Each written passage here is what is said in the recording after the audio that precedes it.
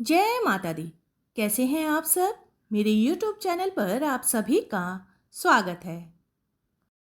हिंदू पंचांग के अनुसार प्रत्येक माह के त्रयोदशी तिथि पर प्रदोष व्रत रखने का विधान है।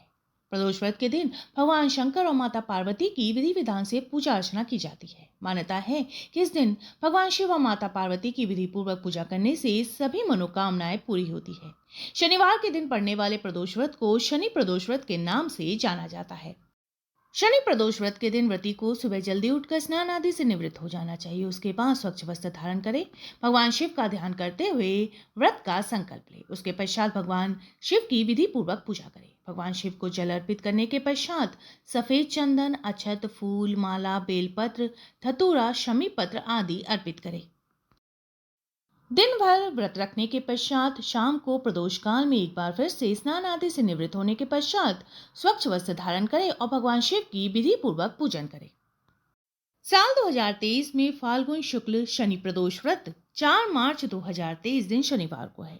प्रदोष काल पूजा का समय रहेगा शाम के 6:23 से 8:51 तक। कुल अवधि रहेगी 2 घंटे 28 मिनट की। त्रयोदशी तिथि का आरंभ होगा 4 मार्च की सुबह 11:43 पर और समाप्ति होगी 5 मार्च की दोपहर 2:07 पर। शनि प्रदोष व्रत की कथा के अनुसार एक समय की बात है, एक नगर में प्रसिद्ध व्यापारी था। उसके घर में सभी प्रकार की सुख और सुविधाएं थी। नौकर चाकर काम करते थे। उसके दरवाजे पर जो भी मदद के लिए सहायता मांगता था वो कभी खाली हाथ वापस नहीं जाता था।